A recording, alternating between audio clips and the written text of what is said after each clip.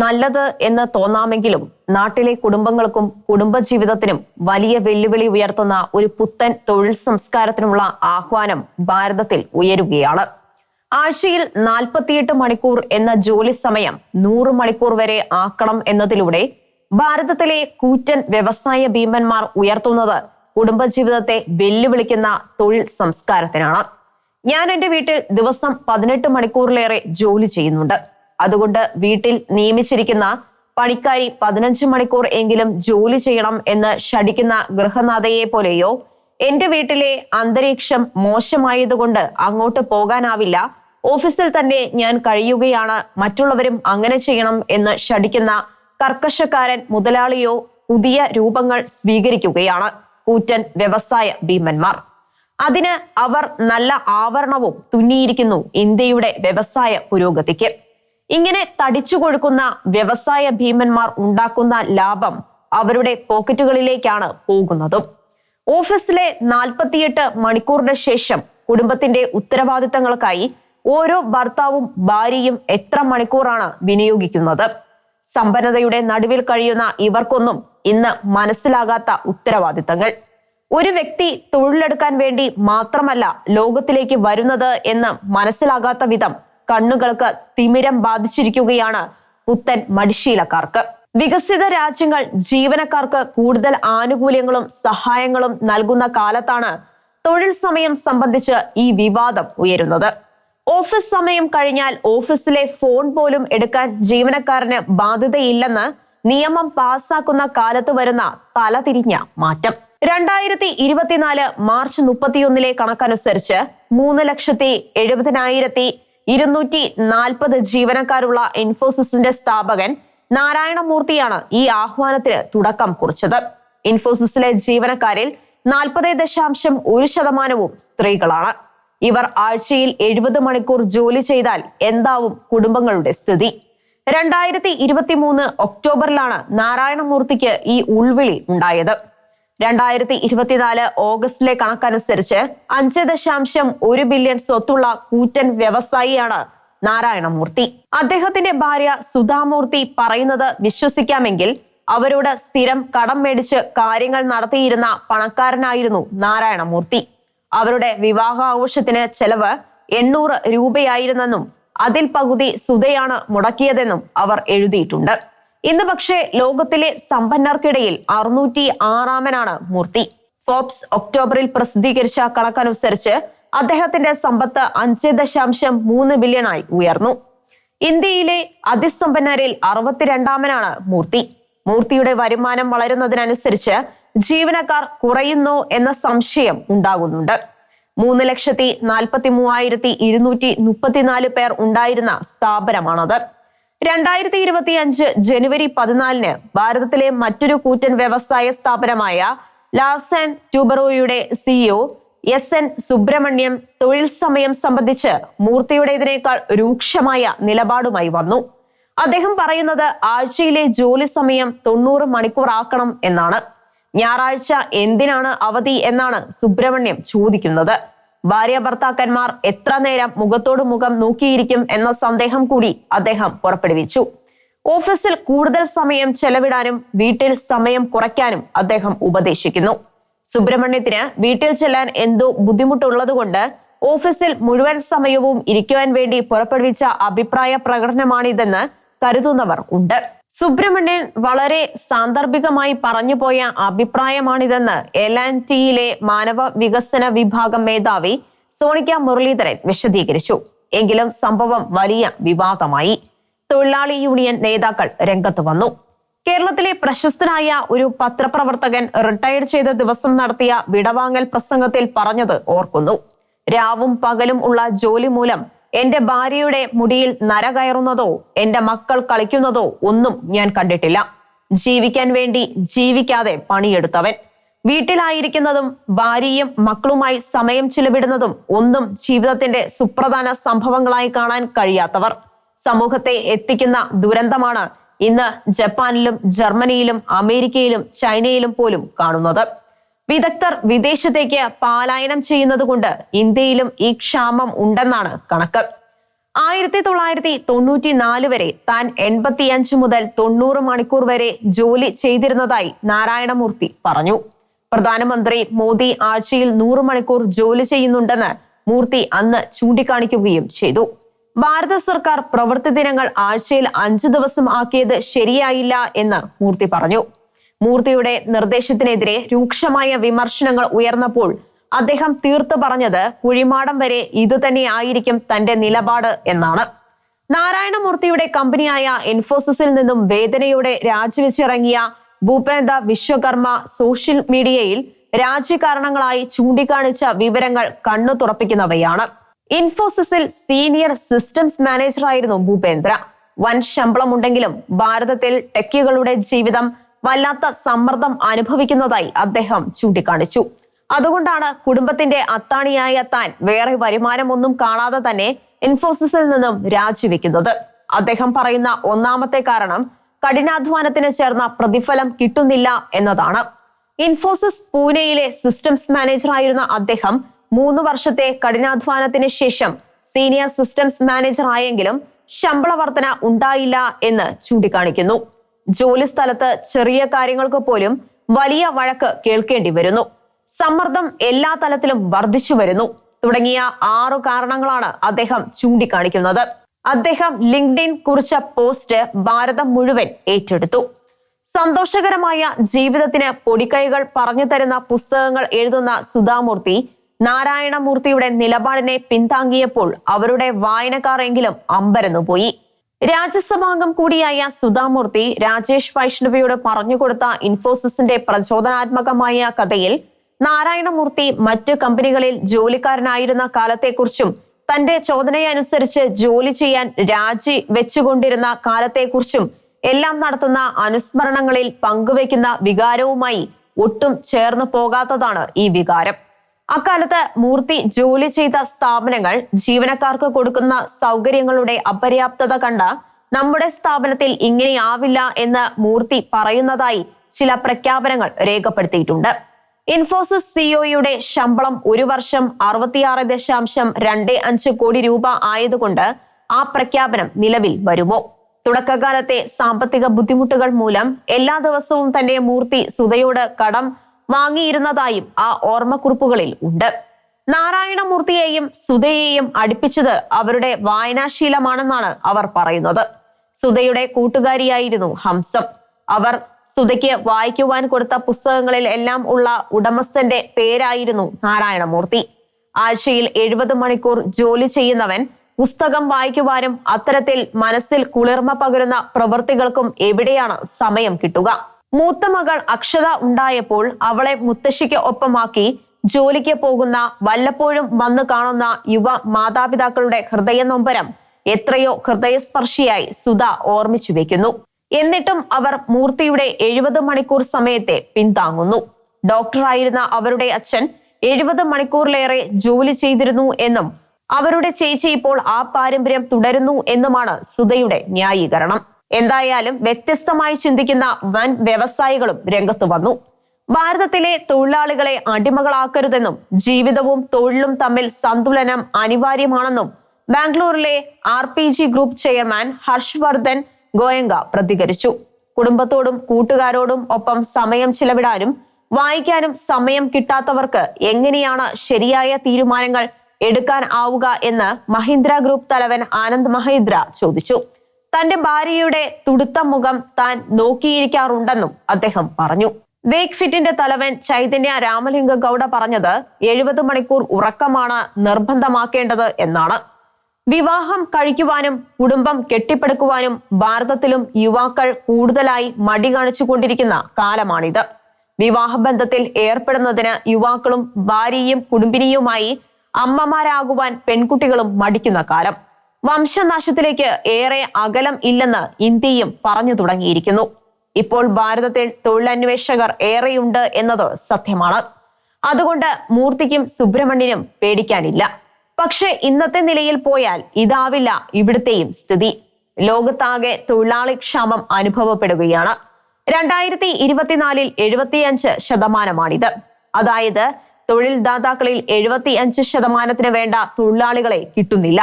ജപ്പാനിൽ അത് 85% തൊഴിൽ ക്ഷാമം. ജർമ്മനിയിലും അയർലൻഡിലും അമേരിക്കയിൽ വരെ ഈ ക്ഷാമം അനുഭവപ്പെടുന്നു. ജോലി ചെയ്യുന്നതിന് വേണ്ടി ജനങ്ങളെ വല്ലാതെ നിർബന്ധിച്ച ചൈന ഇന്ന് മക്കളില്ലാതെ വിഷമിക്കുന്നു. വിവാഹം കഴിക്കുവാൻ യുവാക്കളെ നിർബന്ധിക്കുന്നു.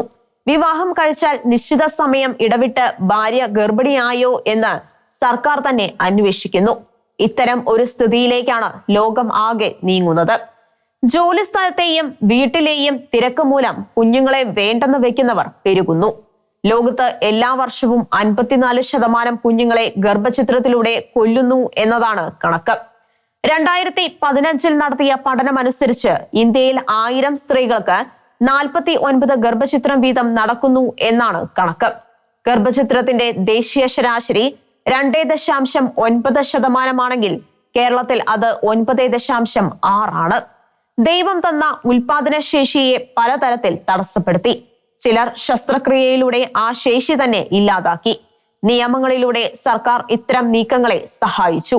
ഒരു വിധത്തിൽ പറഞ്ഞാൽ നിർബന്ധിച്ചു. വന്ധ്യീകരണത്തിന് വിധേയരാകുന്നവർക്ക് പ്രത്യേക പ്രോത്സാഹനങ്ങൾ നൽകി.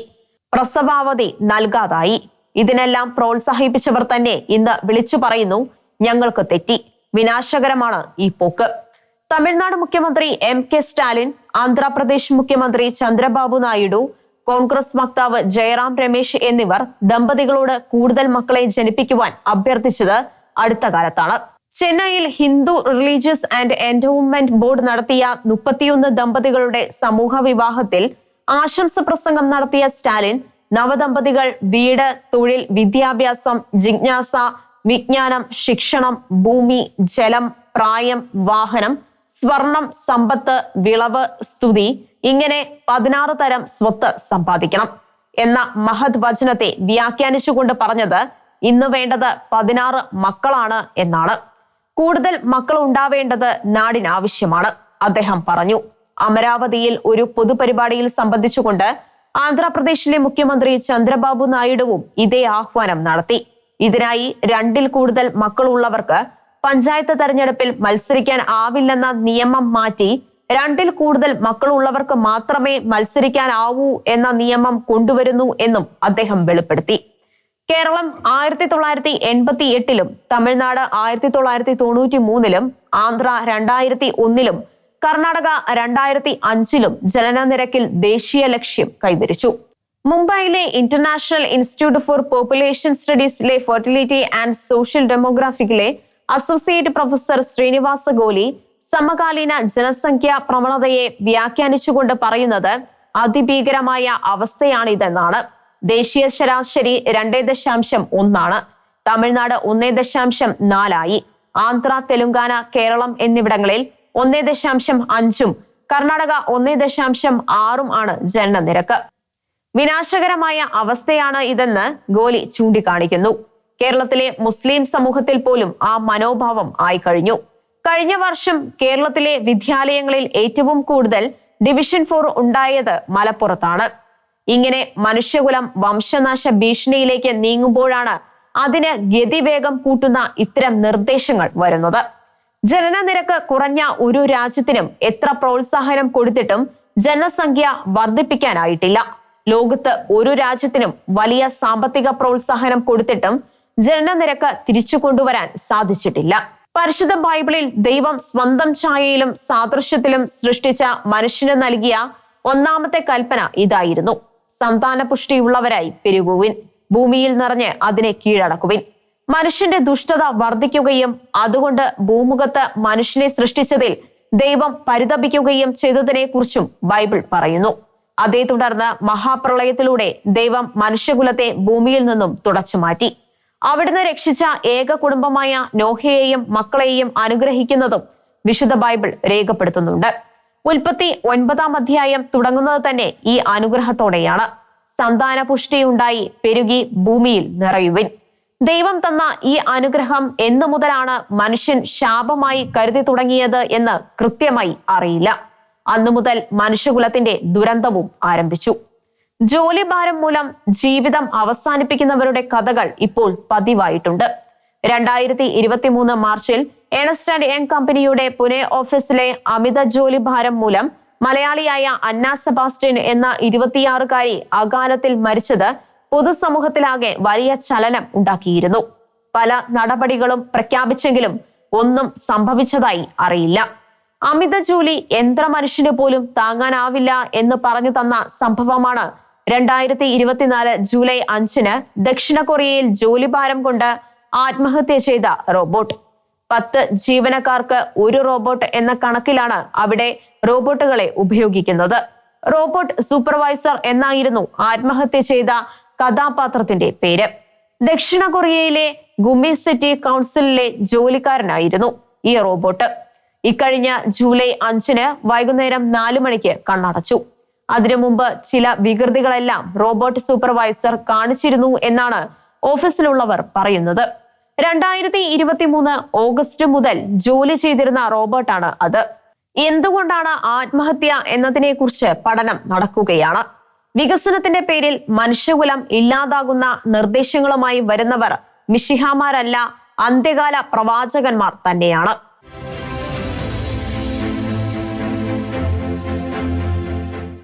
അടിയുറച്ച CPM നേതാവാണ് പാലോളി മുഹമ്മദ് കുട്ടി. എന്തെല്ലാം വിമർശനങ്ങൾ ഉന്നയിച്ചാലും പൊതുജീവിതത്തിൽ കാത്തു സൂക്ഷിക്കപ്പെടേണ്ട ലാളിത്യത്തിന്റെയും സംശുദ്ധിയുടെയും പ്രതീകങ്ങളായ വംശനാശം വരുന്ന പൊതുപ്രവർത്തകരിൽ ഒരാൾ. കടുത്ത പിണറായി പക്ഷക്കാരൻ. പ്രായം 96 വയസ്സ്. 1969 രൂപം കൊണ്ട മലപ്പുറം ജില്ലയിലെ ആദ്യത്തെ CPM ജില്ലാ സെക്രട്ടറി. കേരളത്തിൽ തദ്ദേശ ഭരണ മന്ത്രി വരെയായി. ഇപ്പോൾ കരിമ്പുഴയിലെ വീട്ടിൽ പദവികളില്ലാത്ത ശാന്ത ജീവിതം. താനൂരിൽ ജനുവരി 1 മുതൽ 3 വരെ നടന്ന CPM മലപ്പുറം ജില്ലാ സമ്മേളനത്തോടനുബന്ധിച്ച് മതേതര മലപ്പുറം മുന്നോട്ട് എന്ന ശീർഷകത്തിൽ പ്രസിദ്ധീകരിച്ച സ്മരണികയിൽ പ്രസിദ്ധീകരിച്ച പാലോളിയുടെ അഭിമുഖം വളരെ പെട്ടെന്ന് വിവാദമായി. മലപ്പുറത്തെ മുസ്ലിം രാഷ്ട്രീയത്തെ കുറിച്ച് പറഞ്ഞ വാക്കുകളാണ് വിവാദമായത്. അക്കാലത്ത് മിക്ക വീട്ടുകാരും ലീഗോ കോൺഗ്രസോ ആണ്. മുസ്ലിം ലീഗ് മുന്നോട്ട് വെച്ചത് പാകിസ്ഥാൻ വാദമായിരുന്നു. ഇന്ത്യയിൽ ഏറ്റവും കൂടുതൽ ഈ ആവശ്യം ഉന്നയിച്ചത് മലപ്പുറം ജില്ലയിൽ നിന്നുമായിരുന്നു. അന്ന് മുസ്ലിം സമൂഹത്തിലെ പ്രമാണിമാരായ ആളുകൾ ബ്രിട്ടീഷ് അനുകൂലികളായിരുന്നു. അതുകൊണ്ട് തന്നെ അവർ ഉന്നയിച്ച പാകിസ്ഥാൻ വാദത്തിന് അനുകൂലമായ നിലപാട് ബ്രിട്ടീഷുകാരിൽ നിന്നും ലഭിച്ചു.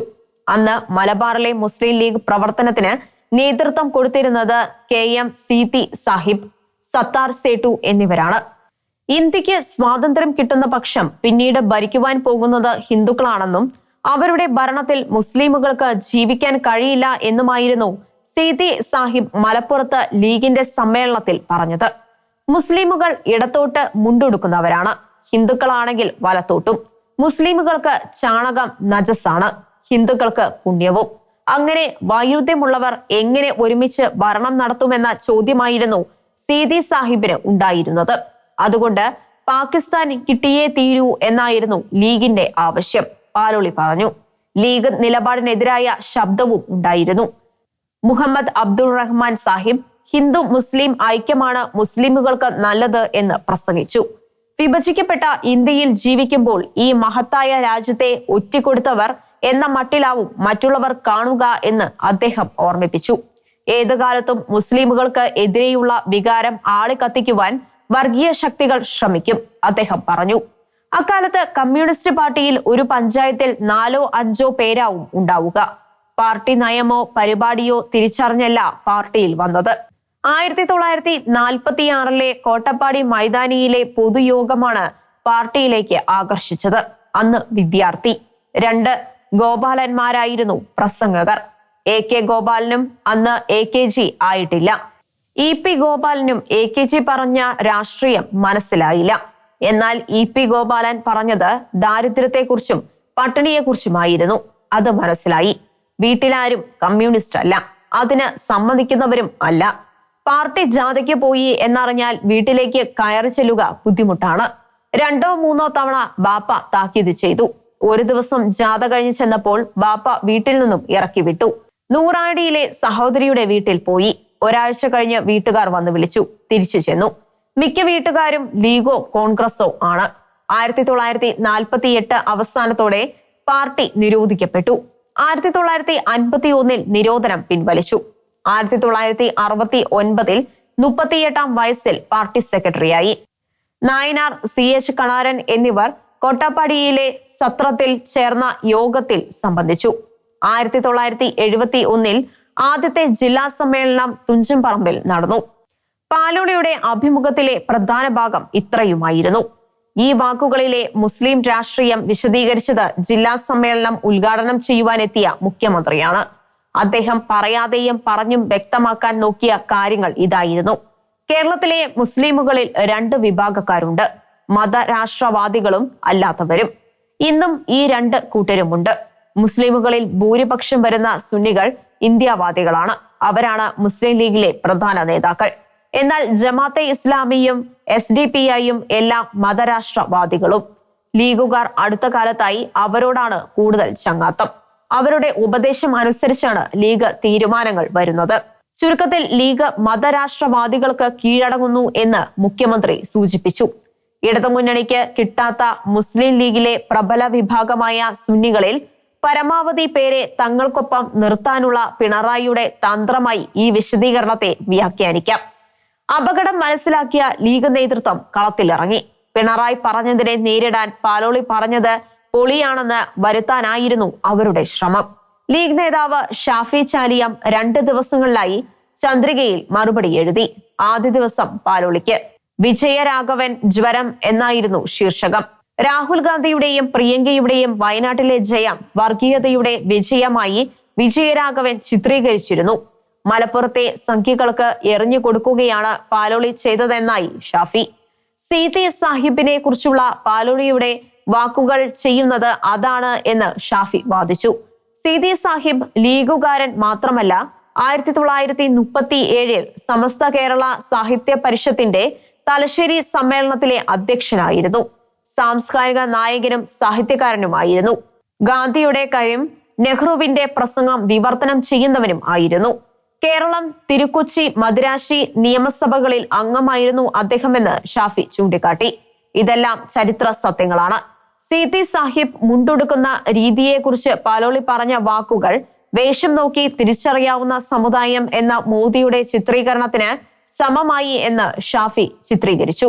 സീതി സാഹിബ് വലത്തോട്ട് മുണ്ടുടുത്തിരുന്നതായി ഫോട്ടോകളിൽ കാണാമെന്നും CH മുഹമ്മദ് കോയയും PK കുഞ്ഞാലിക്കുട്ടിയും ഷാഫിയും വരെ വലത്തോട്ട് മുണ്ടുടുക്കുന്നവരാണ് എന്നും അദ്ദേഹം പറഞ്ഞു. ഇതൊന്നും പക്ഷേ ഇന്ത്യ വിഭജന കാലത്തെ മലപ്പുറത്തെ മുസ്ലിമുകൾ വിഭജനവാദികളായിരുന്നു എന്നും ഈ വാദം ഉന്നയിച്ചാണ് സർവേന്ത്യ ലീഗ് മലപ്പുറത്ത് ശക്തമായതെന്നും ഉള്ള പാലോളിയുടെ ഓർമ്മകൾക്ക് മറുപടിയായില്ല. ലാഹോർ പ്രമേയ കാലത്ത് മലപ്പുറം ജില്ലയില്ല എന്നത് ചരിത്രമാണ്. 1969 മലപ്പുറം ജില്ല ഉണ്ടാകുന്നത്. അതുണ്ടാക്കിയത് മുഖ്യമന്ത്രി EMSുമാണ്. അതുകൊണ്ട് മലപ്പുറം എന്ന സ്ഥലമോ അത് പ്രതിനിധാനം ചെയ്യുന്ന സമൂഹമോ ഇല്ലായിരുന്നു എന്ന് വരില്ലല്ലോ. സർവേന്ത്യ ലീഗിനും കോൺഗ്രസിനും ഒന്നിച്ചു ഭരിക്കുവാൻ സാധിക്കാതിരുന്നതുകൊണ്ടാണ് ഇന്ത്യ വിഭജിക്കപ്പെട്ടത് എന്ന് ഷാഫി വാദിച്ചു. പാകിസ്ഥാനിലേക്ക് പോയ ഏക ലീഗുകാരൻ മാഹി ചോക്ലയിൽ താമസിച്ചിരുന്ന ഗുജറാത്തിലെ കച്ച് മേമന് കുടുംബത്തിലെ സത്താർ സേഠ് സാഹിബാണ്. അദ്ദേഹം തിരിച്ചുവരും എന്ന് പറഞ്ഞാണ് പോയത് എങ്കിലും പാകിസ്ഥാൻ അദ്ദേഹത്തെ അംബാസിഡറായി ഈജിപ്തിലേക്ക് അയച്ചു. അടുത്തത് കമ്മ്യൂണിസ്റ്റുകാരനായ BM കുട്ടിയാണ്. അദ്ദേഹം അവിടെ MP ആയി.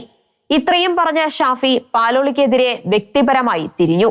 സ്വാതന്ത്ര്യ സമര കാലത്ത് ഇന്ത്യ യൂണിയനിൽ ചേരാതെ ഒറ്റയ്ക്ക് നിൽക്കാനും പിന്നീട് പാകിസ്ഥാനിൽ ചേരാനും പരിപാടി ഇട്ടിരുന്ന ഹൈദരാബാദിലെ നൈസാമിന്റെ പട്ടാളത്തിൽ ചേർന്ന് ഇന്ത്യൻ പട്ടാളത്തിനെതിരെ യുദ്ധം ചെയ്തവനാണത്രേ പാലോളി. ഹൈദരാബാദ് ഇന്ത്യയോട് ചേർക്കപ്പെട്ടപ്പോൾ അന്നത്തെ ആഭ്യന്തരമന്ത്രി പട്ടേൽ നൈസാമിന്റെ പട്ടാളത്തിൽ ഉണ്ടായിരുന്നവരോട് ഇന്ത്യൻ സൈന്യത്തിൽ ചേരാൻ ഉപദേശിച്ചപ്പോൾ പാലോളി കൂട്ടാക്കിയില്ല. പകരം മലപ്പുറത്തേക്ക് പോന്നു. അതായത് ഇന്ത്യക്കെതിരെ പോരാടിയ പട്ടാളക്കാരനാണ് പാലോളി എന്ന് ഷാഫി സമർത്ഥിക്കുന്നു. അവിടെയും നിൽക്കാതെ അദ്ദേഹം CPMനെയും കടന്നാക്രമിച്ചു. ക്വിറ്റ് ഇന്ത്യ സമരത്തെ ഒറ്റുകൊടുത്തവരാണത്രേ കമ്മ്യൂണിസ്റ്റുകാർ. ഒറ്റുകൊടുത്തതിന് ബ്രിട്ടീഷുകാർ പാർട്ടിയുടെ നിരോധനം പിൻവലിച്ചു. അവർ കൊടുത്ത പണം കൊണ്ടാണ് 1ാം പാർട്ടി കോൺഗ്രസ് ബോംബെയിൽ നടത്തിയത് എന്നും ഈ പണം കൊണ്ടാണ് മലയാളത്തിൽ ദേശാഭിമാനിയും ബംഗാളിയിൽ ഗണശക്തിയും തമിഴ്നാട്ടിൽ തീക്കതിരും ദേശീയ പ്രസിദ്ധീകരണമായ ന്യൂ ഏജും തുടങ്ങിയത് എന്നും ഷാഫി ആരോപിച്ചു. പ്രശസ്ത പത്രപ്രവർത്തകനായ KR ചുമ്മാർ എഴുതിയ ചരിത്ര പുസ്തകം അദ്ദേഹം ഉദ്ധരിച്ചു. EMS സമ്മതിച്ച സത്യമാണ് ഇതെന്നും ഷാഫി വ്യക്തമാക്കി. ഡോക്ടർ ഗംഗാധരൻ അധികാരിയും ഇക്കാര്യം സമ്മതിച്ചിട്ടുണ്ട് എന്ന് ഷാഫി പറഞ്ഞു. കോൺഗ്രസുകാർ ആകെ ജയിലിലായ ഇക്കാലത്താണ് കോൺഗ്രസ് ആരംഭിച്ച പല പ്രസ്ഥാനങ്ങളും കമ്മ്യൂണിസ്റ്റുകാർ പിടിച്ചടക്കിയത് എന്ന് ഷാഫി ആരോപിച്ചു. വിഭജന പ്രമേയം വിശദീകരിക്കുവാൻ മലബാറിൽ എത്തിയ ലിഖത്ത് അലി ഖാൻ, അഹമ്മദ് അൻസാരി, സിദ്ദിഖ് അലി ഖാൻ എന്നിവരെ സ്വീകരിക്കുവാൻ കമ്മ്യൂണിസ്റ്റ് നേതാക്കളും എത്തിയതായി 1945 ജനുവരി 18 മാതൃഭൂമി റിപ്പോർട്ട് ഉദ്ധരിച്ച് ഷാഫി വിശദീകരിച്ചു. തുടർന്ന് പാലോളിയെ വ്യക്തിപരമായി ആക്ഷേപിക്കുന്ന ചില സംഭവങ്ങളും കഥകളും അദ്ദേഹം വിവരിച്ചു. ഇതെല്ലാം സത്യമാവാമെങ്കിലും പാലോളി പറഞ്ഞ സത്യത്തിന് മറുപടിയായില്ല. ഫാസിസ്റ്റുകളെ സന്തോഷിപ്പിക്കുവാനാണ് പാലോളി ശ്രമിച്ചത് എന്ന് ആരോപിച്ച ഡോക്ടർ ഹുസൈൻ മടവൂർ ചന്ദ്രികയിൽ എഴുതിയ ലേഖനവും പാലോളിയുടെ വാക്കുകൾ ലീഗുകാരെ വല്ലാതെ അസ്വസ്ഥരാക്കി എന്നതിന് സാക്ഷ്യമാണ്. CPM കളം മാറ്റി ചവിട്ടുകയല്ലേ എന്ന ഭീതിയും അദ്ദേഹം മറച്ചുവെച്ചില്ല. ഭൂരിപക്ഷ വർഗീയതയും ന്യൂനപക്ഷ വർഗീയതയും എതിർക്കപ്പെടണം എന്നും അദ്ദേഹം പറഞ്ഞു. നൂറ്റാണ്ടുകളായി മുസ്ലിമുകൾ ആരാധന നടത്തുന്ന മസ്ജിദുകളിൽ പൊടുന്നനെ കയറി പരിശോധന നടത്തുന്നതിലൂടെ അടക്കം മുസ്ലിം ന്യൂനപക്ഷത്തെ അപരവൽക്കരിക്കുന്നതിനുള്ള സംഘപരിവാർ നടത്തുന്ന ശ്രമങ്ങൾക്ക് പാലോളി ആക്കം പകരുകയാണ്. കഴിഞ്ഞ ലോക്സഭാ തെരഞ്ഞെടുപ്പ് അപകടകരമായ ചില സൂചനകൾ നൽകിയെന്നും അദ്ദേഹം പറഞ്ഞു. രാഹുൽ പ്രിയങ്ക ഗാന്ധികളുടെ വയനാട്ടിൽ നിന്നുള്ള വിജയത്തെക്കുറിച്ച് വന്ന പ്രസ്താവനകൾ വർഗീയ ധ്രുവീകരണം ഉണ്ടാക്കും എന്ന് അദ്ദേഹം മുന്നറിയിപ്പ് നൽകി. ഇവിടെ ഒരു വലിയ രാഷ്ട്രീയ തിരിച്ചറിവ് മടവൂർ വ്യക്തമാക്കുന്നു. കഴിഞ്ഞ ലോക്സഭാ തെരഞ്ഞെടുപ്പിൽ ഇടത് വലത് മുന്നണികൾ ഒന്നുപോലെ ഗൗരവമായി എടുക്കേണ്ട ഒരു സത്യം ലീഗ് തിരിച്ചറിയുകയും അതിനെ ഗൗരവമായി എടുക്കുകയും ചെയ്തതിന്റെ സൂചനയാണ് ഈ വാക്കുകൾ. തിരഞ്ഞെടുപ്പിന് ശേഷം ലീഗ് നേതാക്കൾ എടുക്കുന്ന പല മുൻകൈകളും ഇതിന്റെ സൂചനയാണ്. അതുതന്നെയാണ് CPM-ഉം ചെയ്യുന്നത്. മലപ്പുറത്തുകാരെയും മുസ്ലിമുകളെയും പാകിസ്ഥാൻ അനുകൂലികളായി ചിത്രീകരിക്കുവാനാണ് പാലോളി ശ്രമിച്ചതെന്നും ഇന്ത്യയിൽ നിന്ന് മുസ്ലിമുകളെ അദ്ദേഹം പാകിസ്ഥാൻകാരായി ചിത്രീകരിക്കുന്നു എന്നും മടവൂർ കുറ്റപ്പെടുത്തുന്നു. സ്വാതന്ത്ര്യ സമരത്തിൽ കൂടുതൽ ജീവനും സ്വത്തും നഷ്ടപ്പെട്ടത് മുസ്ലിമുകൾക്കാണ് എന്നും അദ്ദേഹം അവകാശപ്പെട്ടു. ഇന്ത്യ വിഭജനം ആദ്യം ആവശ്യപ്പെട്ടത് ഹിന്ദു മഹാസഭയും RSS-ഉമാണ് എന്നും അന്നവർ ബ്രിട്ടീഷ് അനുകൂലികളും സ്വാതന്ത്ര്യത്തിന് എതിരും ആയിരുന്നു എന്നും മടവൂർ പറഞ്ഞു. 1906 രൂപീകൃതമായ സർവേന്ത്യ ലീഗിന്റെ നേതൃത്വത്തിൽ ഒറ്റ മലയാളിയും ഉണ്ടായിരുന്നില്ല. യൂണിയൻ ലീഗ് ഇതുവരെ പാകിസ്ഥാൻ വാദം ഉയർത്തിയിട്ടില്ല, അദ്ദേഹം ഓർമ്മിപ്പിച്ചു. ചന്ദ്രികയിൽ 3ാമത്തെ ലേഖനം എഴുതിയ നൌഷാദ് മണിശ്ശേരി പാലോളിയെ നിന്ദിക്കുകയായിരുന്നു. ഹൈദരാബാദിനു വേണ്ടി പടപൊരുതിയ പോരാളിയാണ് പാലോളി. പാകിസ്ഥാൻ വാദത്തെ അംഗീകരിച്ചവരായിരുന്നു കമ്മ്യൂണിസ്റ്റ് നേതാവ് G. അധികാരി. സർവേന്ത്യ ലീഗ് നേതാവ് ലിഖത്ത് അലി ഖാൻ കോഴിക്കോട്ടും കൊയിലാണ്ടിയിലും മഞ്ചേരിയിലും വന്നപ്പോൾ ക്ഷണിക്കപ്പെടാതെ സ്വീകരിക്കുവാൻ എത്തിയവരിൽ EK ഇമ്പച്ചിബാവയും ഉണ്ടായിരുന്നു തുടങ്ങിയ കാര്യങ്ങളും അദ്ദേഹം പറയുന്നു. വിഭജനം ഒരു പങ്കുപിരിയലായിരുന്നു, മതം ഘടകമായിരുന്നില്ല എന്നുവരെ നൌഷാദ് എഴുതി. വിഭജനം കഴിഞ്ഞ 7 മാസത്തോളം ഇരു രാജ്യത്തിനും ഒരു സേനാ മേധാവിയായിരുന്നു ഉണ്ടായിരുന്നത്. 1 വർഷം വരെ ഒരു റിസർവ് ബാങ്കാണ് ഉണ്ടായിരുന്നത്, നൌഷാദ് എഴുതി. മതനിരപേക്ഷ രാഷ്ട്രീയമായിരുന്നു പാകിസ്ഥാൻ. സ്വതന്ത്ര ഇന്ത്യയിൽ RSS പ്രസക്തമാകുവാൻ 60 വർഷം കാത്തിരുന്നു എങ്കിലും പാകിസ്ഥാനെ ഒറ്റ വർഷം കൊണ്ട് ജമാഅത്തെ ഇസ്ലാമി മതരാഷ്ട്രമാക്കി. അത് മൗദൂദിയുടെ സ്വാധീനമാണ്. 1969 മലപ്പുറം ജില്ല സ്ഥാപിക്കുമ്പോൾ ഇത് കുട്ടി പാകിസ്ഥാൻ ആവും എന്ന് പറഞ്ഞവർക്ക് കരുത്ത് പകരുകയാണ് പാലോളി എന്ന് നൌഷാദ് കുറ്റപ്പെടുത്തി.